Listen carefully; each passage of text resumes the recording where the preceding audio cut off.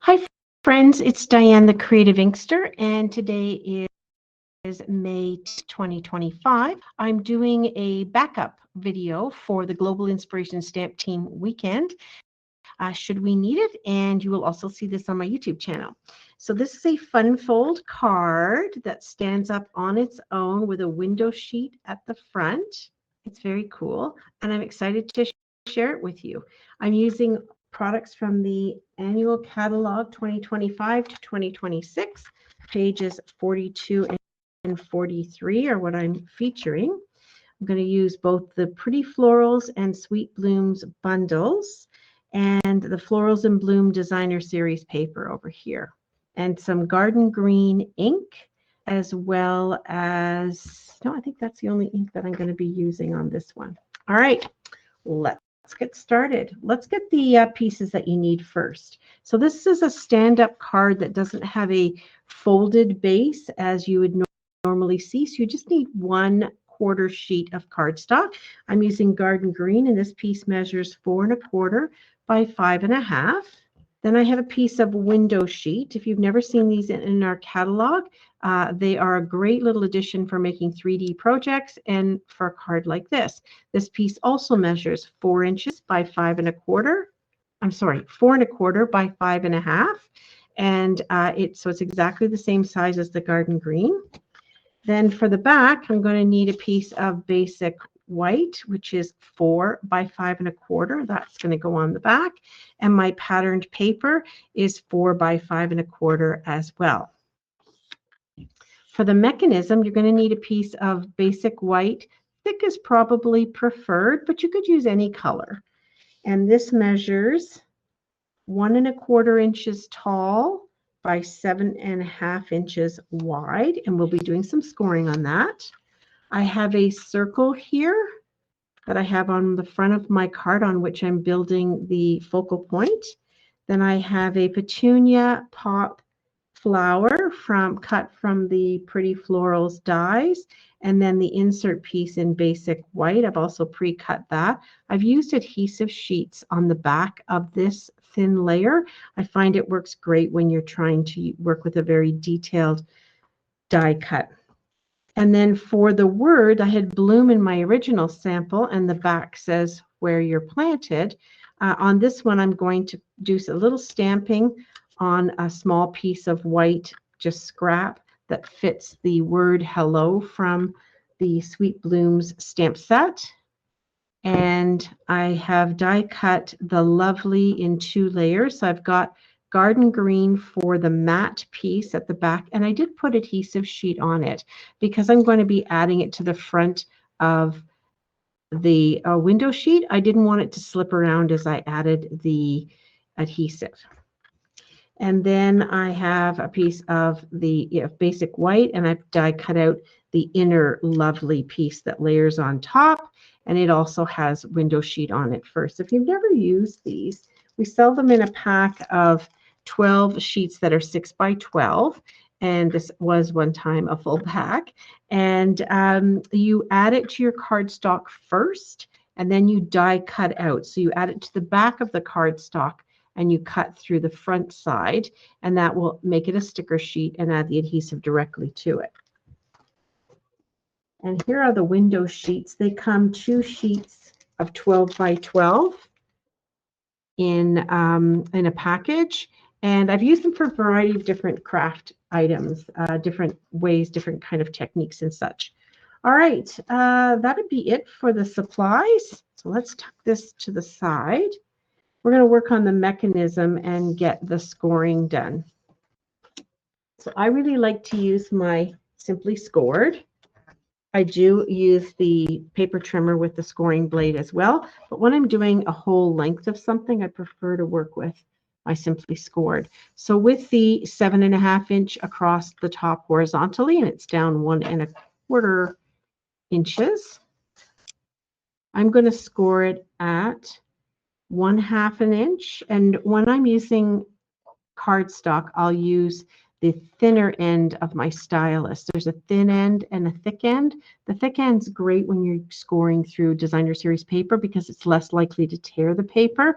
but on cardstock, you'll want the thinner end. So 1/2 an inch, 1 1/4 inches,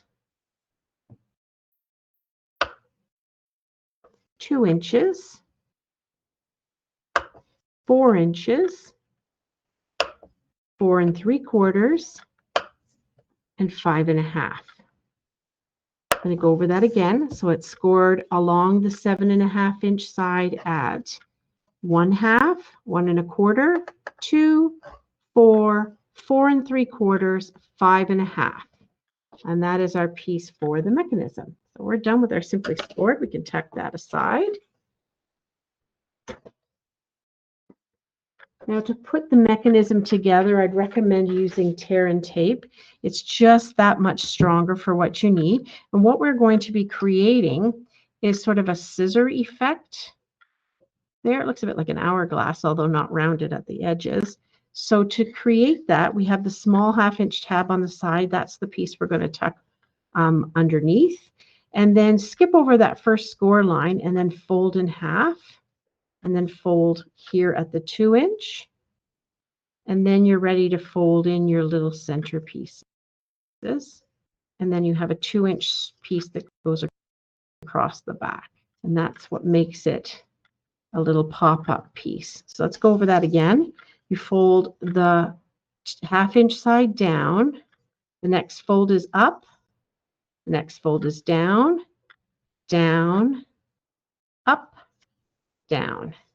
And then this 2 inch piece that's loose wraps around the back and attaches with tear and tape to your little 1/2 inch tab here. We'll add some tear and tape there. One strip ought to do it just nicely. Good strong adhesive. I found if I pressed it down as if it's flat, I can get this to line up nicely. Squish it down. All right, so there's my little mechanism. And then you're going to want to put some tear and tape adhesive on the front of it and on the back of it as well, just in preparation for adding it to the card base. Or in this case, I guess card front. So I'm going to put 2 strips on one side and 2 strips of tear and tape on the other side. Oop. Tore a little bit soon. All right. We'll set that mechanism aside and we'll work on the card. Let's grab our card base, which is 4 1/4 by 5 1/2. We'll take our designer series paper and you can do a couple of things. What I had done on the last sample was I took this piece of this pattern and I cut 1 1/4 inches, I believe. Yes, 1 1/4 inches off and flipped it over. That works really great if the pattern on the other side is a nice match. I'm going to do that on this one as well. I'm going to grab my paper trimmer and look for the obvious up and down on your paper. And at the bottom, I want to cut off 1 1/4 inches. You can cut whatever measurement you like. That's just one I decided to go with. And then I'm going to add it to my card front. But one trick I saw somebody do recently was to take some Scotch tape or some cello tape. And this is your front. So I'm going to flip that over. And this is the back. So you want to be looking at the back pieces. So what I've done is this was one piece. I'm going to flip it over, but I want to put the tape on the back. So lining those 2 pieces up. Grab a little bit of cello tape. And just stick that along the bottom to match it up. It's really hard to make this happen so simply right onto your card front, or in this case, the postcard piece. It's kind of hard to put one down and get the other one to get them straight. So if you glue them together like that or tape them together like that, that's a little bit more of a help. All right, so I'm going to get my liquid glue and I'm going to add this to the garden green. Now you can use any adhesive of choice. I like using liquid glue. It's fast, it's easy, it's reasonably priced, and it works well for me for all my paper crafting projects. There we go. So we've got the front down. Now, if you wanted to do some stamping on the back, as I did in my other sample, you'd want to do that before you added it to the back. In this case, I'm not going to do that. I'm going to leave the whole panel for writing. I will add some liquid glue to the back and glue down this 4 by 5 1/4 inch piece to the garden green. Lovely. Looking good. All right, flip it back over. Now, you'd think you'd want to put your mechanism down, but I found the trick that worked a little bit better was to work off the window sheet. We'll get to that in a moment. Let's pull the other pieces in. We have this circle for the front. You could put any shape that you like. I just chose circle. This is from Stylish Shapes. And my petunia pop, because that's one of the colors in here to pull that color together. Strawberry slush is also in here and a few others. And I just thought I'd go with the petunia pop. So I'm going to add its inside decorative piece, which I have adhesive sheet on. Let's pull that backing off. Toss that out. And then line this up. So these are not as a direct, obvious place where you would line them up. I think the intention is that it would be quite more whimsical looking. And so you can sort of see that these little pointy pieces go around the petals. Then I want to add some dimensionals to the back of that. And then I'll pop it onto my white circle. Could add some leaves too if I wanted to from that set. The florals, Pretty Florals dies have a leaf in there, several other leaves, but this is a nice large leaf as well. So that's the Pretty Floral dies that goes with the stamp set. Now I'm going to work on putting these two together, and I'm just going to grab my silicone mat so I don't mess up my paper here. It will be a little sticky once I start pulling the backing sheet off, the adhesive sheet off the back of the words. And when you do that, I find that any of the little pieces that were in left over when you die cut, they come right out when you pull it apart. And now becomes the marrying up side of things. Just easily add that along.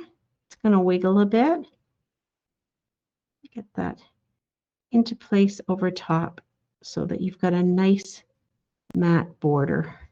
It really makes the white pop. You can flip it over and use a block to help press it together.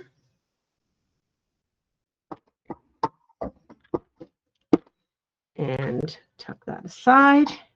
All right, I think we're ready to work on some stamping. So I have a very small piece here. It's 3/4 of an inch by 1.5. And I chose the hello because my card's gonna say hello, lovely.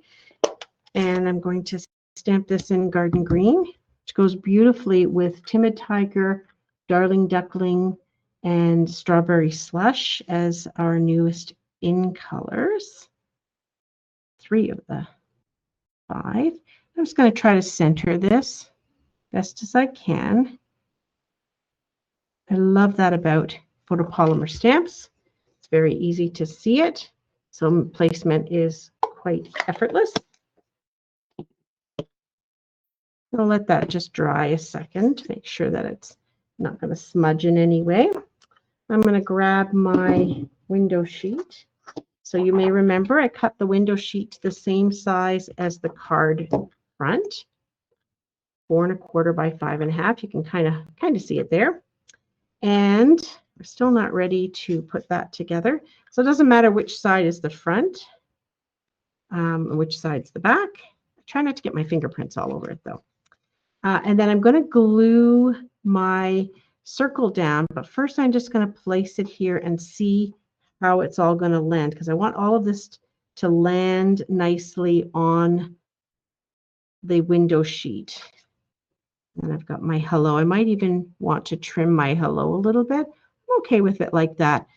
Sometimes I'll hand cut the word out too, but I'm going to be fine because I'm going to pop that up. All right, so I'm going to put my lovely word down first because that's got a long tail on the Y. So I want to make sure there's lots of room for it. So I'm going to pull the backing sheet of the adhesive sheet off. So I found the first one I did, I glued it down and I found it was a bit slippery for the word bloom on the window sheet, and it was sort of a little bit better to have some adhesive sheet. I think that, you know, you're one and done with the adhesive sheet. So once it's down, it's down. But placement is more apt to be easier than when it's slipping around. And then I think I want to put some adhesive, just some glue on the back of the circle directly down. I've already got it popped up a little bit with the pretty flower. Place this. Now I'm kind of using my grid paper as a guide for sizing and for getting it centered. So again, remember, if you use liquid glue, that's going to be a bit slippery as you first put it down. And then my hello is going to be here. I'm thinking I really want to trim this just a wee bit. Let's do that.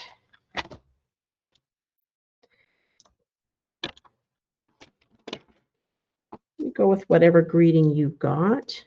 I'm just going to trim it down just a teensy bit so it's a little less white space.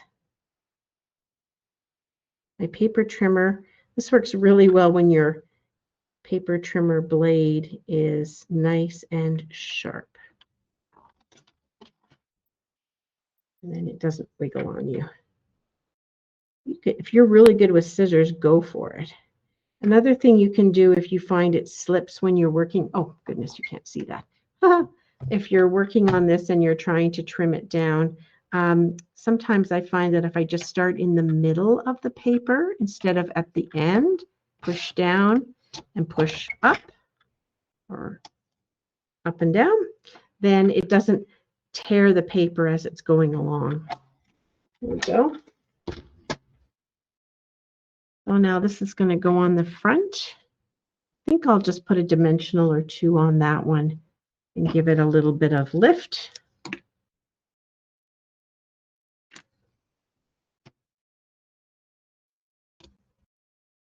Two regular dimensionals works well.